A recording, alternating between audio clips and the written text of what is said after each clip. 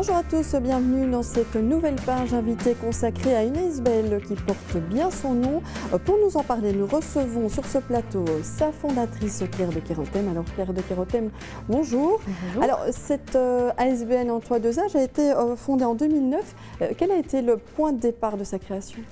Mais écoutez, comme vous allez peut-être l'entendre, j'ai un accent un petit peu français et c'est vrai que ce concept existe depuis de nombreuses années déjà en France, ainsi que d'autres pays dans le monde, mais ça n'était pas encore développé en Belgique. Donc après une petite étude auprès des universités à Bruxelles, l'ULB, l'UCL, et auprès de certains bourgmestres et de communes, nous nous sommes rendu compte que c'était une bonne solution pour lutter contre deux problèmes, celui de la solitude des personnes âgées et celui du manque de cotes dans les grandes villes. Et donc c'est comme ça qu'a été lancée en 2009 l'ASBL.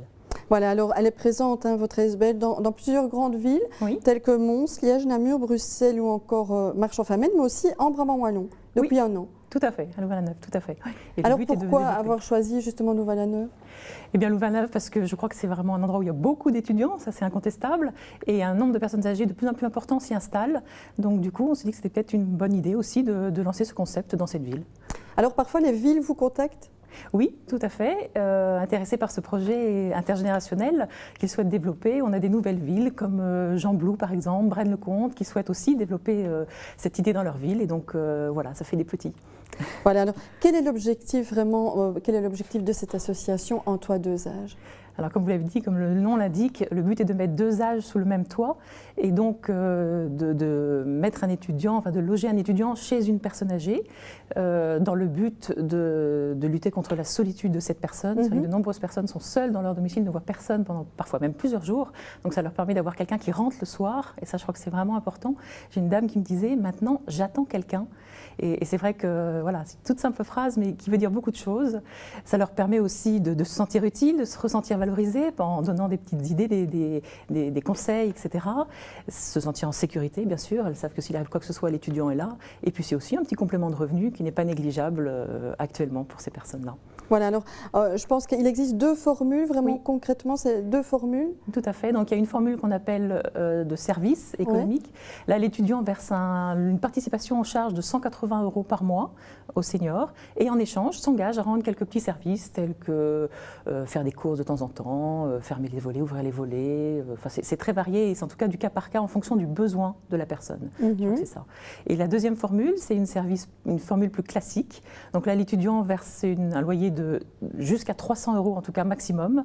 Et à ce moment-là, il n'y a pas vraiment d'engagement de la part d'étudiants, mais une présence régulière, une petite discussion le soir et une présence dans la maison. Voilà, la présence est là. Oui. Il n'y a pas que les seniors aussi, il y a aussi une formule avec les familles. Tout à fait. Alors c'est vrai qu'on est parti pendant 5 ans avec cet échange senior-étudiant, mais on s'est rendu compte, et suite à l'appel de certaines familles, qui nous ont dit, écoutez, moi aussi j'ai des enfants et je serais très intéressée d'avoir ce service que vous proposez aux personnes âgées, pourquoi pas le mettre pour nos enfants, nous aider comme ça.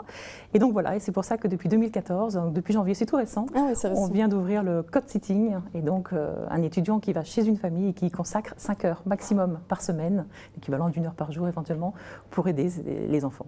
C'est le même principe avec le montant Oui, 180 € effectivement est versé à la famille.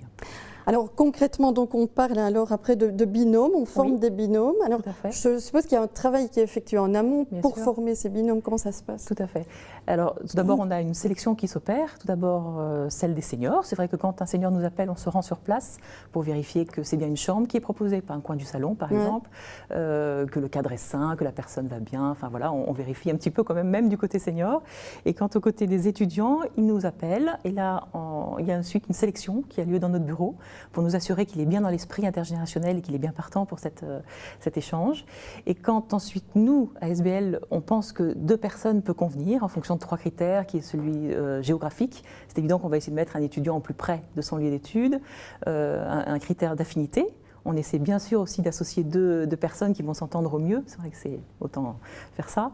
Et enfin, un critère de formule, puisqu'on va essayer de mettre les formules qui correspondent, enfin 2 formules service ou 2 formules voilà, ensemble. Alors, le principe, ça marche bien dans les villes où ça existe déjà. Par exemple, si on prend le cas de Louvain-la-Neuve, est-ce que, donc, après 1 an, on peut faire un petit bilan ? Alors, au bout d'1 an, oui, on a commencé doucement et c'est normal. Quand on commence dans une ville, c'est pas très connu, il faut le temps que ça se fasse connaître. Il y a combien de binômes à Louvain-la-Neuve ? Il y en a 8. L'année dernière, il y en avait 8. Mais je pense que ce chiffre augmentera l'année prochaine, ça c'est certain. Parce que par exemple, par rapport à une autre ville, c'est peu, mais Oui, une autre c'est ville, peu. c'est combien? Par exemple, Liège ou Namur? Namur, si on prend Namur, on en a 35. Ouais. Ça a été ouvert il y a aussi 1 an et demi, 2 ans, donc c'est vrai, voilà.